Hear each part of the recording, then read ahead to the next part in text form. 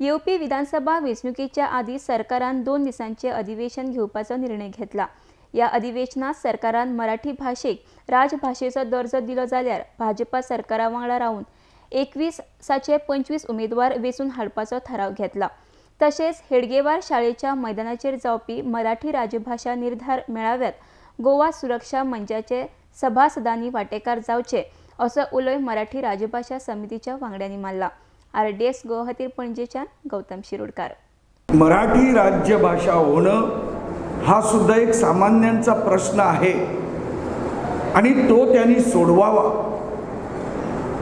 असं ऐकिवात आहे की निवडणुकीपूर्वी 2 दिवसाचं एक अधिवेशन सरकार घेणार आहे आणि या 2 दिवसाच्या अधिवेशनामध्ये हा सामान्यांचा जो प्रमुख प्रश्न आहे हा प्रश्न त्यांनी घ्यावा आणि सोडवावा अशी आमची मराठी राजभाषा समितीतर्फे त्यांना विनंती आहे। त्यांना जर बहुमत हवे असेल 21 ते 26 आमदार जर त्यांना करावयाचे असतील तर त्यांनी हा प्रश्न नक्की सोडवावा।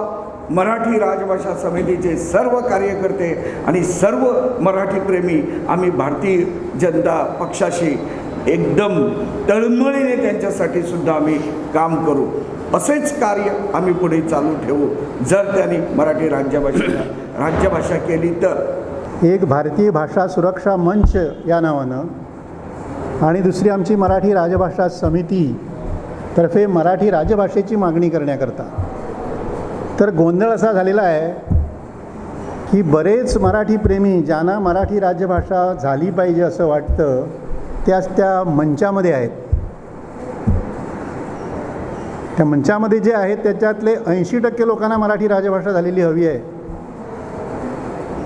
पण ते त्या मंचात आहेत। आमचं त्यांना आवाहन आहे,